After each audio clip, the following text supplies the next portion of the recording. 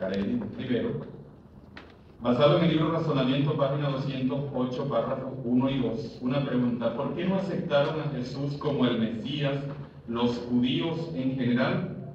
Ella va a explicar este tema en el marco de circunstancias, contestándole una pregunta a un estudio bíblico en etapa avanzada. Escuchemos. María, antes de comenzar el estudio, quería comentarte que estoy leyendo que las personas de origen judío rechazan a Jesús como el Mesías, y incluso han llegado a decir muchísimas mentiras sobre él, como por ejemplo que llegó a tener hijos. ¿Y acaso no era Jesús de origen judío también? Interesante tu pregunta, Karen. Y sí, Jesús era de la nación judía, pero esta actitud de rechazo hacia él no es nueva. Él, cuando estuvo acá en la tierra, pues también se enfrentó a ella.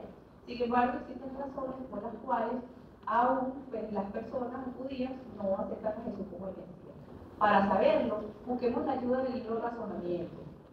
Aquí en su tema Jesucristo y en la página 208, fíjate lo que menciona.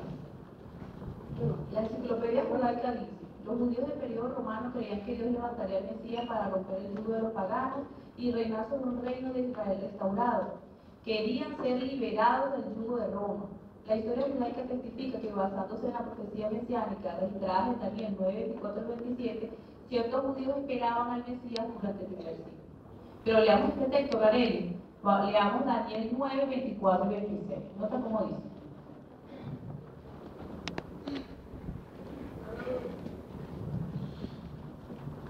Hay 70 semanas que han sido determinadas sobre el pueblo y sobre su santa ciudad para poner fin a la transgresión y para acabar con el pecado, para hacer expiación por el error, para introducir la justicia para tiempos indefinidos y para imprimir un sello sobre visiones profetas y para ungir el santo de los santos. Y después de las 72 semanas el Mesías será cortado con nada para sí, y a la ciudad y al lugar santo y el pueblo de un caudillo que viene los arruinará. Y el fin de tal será por la inundación y hasta el fin habrá guerra. Lo que está decidido es desolación. Como pudiste notar, aquí se habla de un caudillo que arruinaría a sus opresores. Es por eso que para el momento que nace Jesús, la gente aguardaba la llegada del Mesías. Incluso nota la actitud que mostró Ana, la profetisa, acá en Lucas 2:38, que tú puedes leer.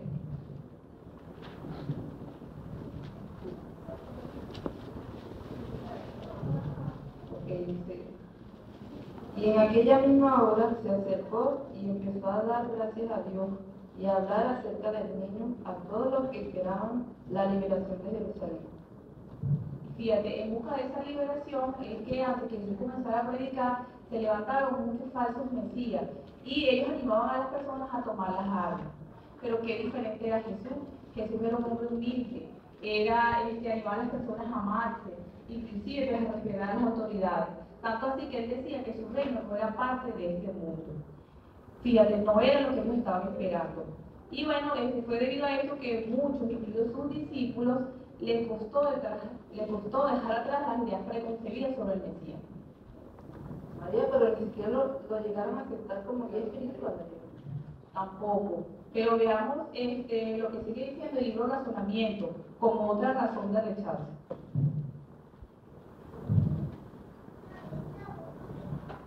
Allí dice: los judíos en general no les parecía necesario que alguien muriera por los pecados de ellos. Creían ocupar una posición justa ante Dios por ser descendientes de Abraham. Una teología rabínica dice: tan grande es el mérito de Abraham que él puede hacer expiación por todas las vanidades cometidas y las mentiras pronunciadas por Israel en este mundo. Fíjate qué poca estima le tenían. Y fíjate, tanto así que los líderes religiosos echaban de las sinagogas a quienes decían creer en Cristo. ¿Por qué fue todo esto? Bueno, para que para el tiempo de Jesús ya la religión judía se había apartado muchísimo de la palabra de Dios, como se había profetizado en Deuteronomio 31:29.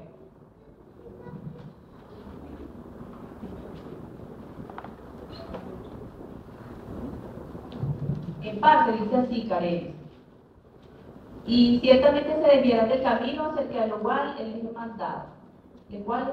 Entonces, como pudiste notar, las personas, por dejarse llevar por las ideas preconcebidas, endurecieron su corazón y se alejaron. Y bueno, no creyeron en Jesús. ¿Y tú, Carelis, qué hubieses hecho si hubieses vivido en esa época?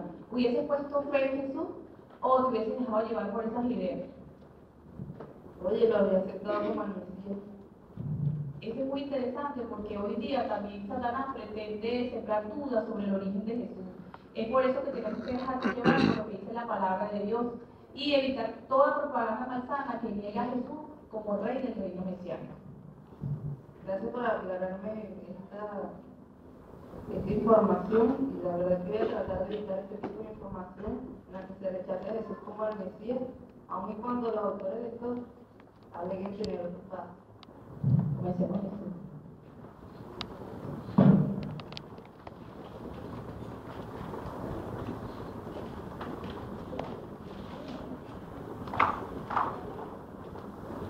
Bien, muchas gracias también a la hermana María Castillo, excelente la explicación para su estudiante. Pudimos observar una buena cualidad en ella al desarrollo de su discurso. Podemos ubicarnos allí en la página 179 del libro Benedícese. Tono conversacional. ¿Qué queremos cuando hablamos con nuestro auditorio?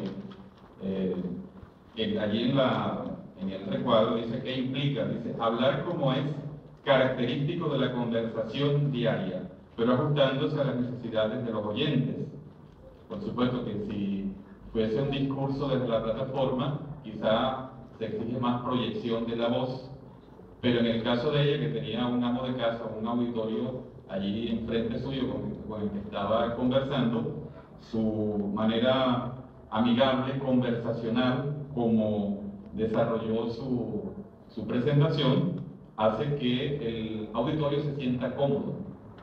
En cambio que si uno utiliza la misma proyección de voz que utilizaría como si estuviese, como yo acá, pues dando un discurso, pues posiblemente no sea muy cómodo para el amo de casa, para cuando estamos predicando. De hecho, allí dice por qué es importante.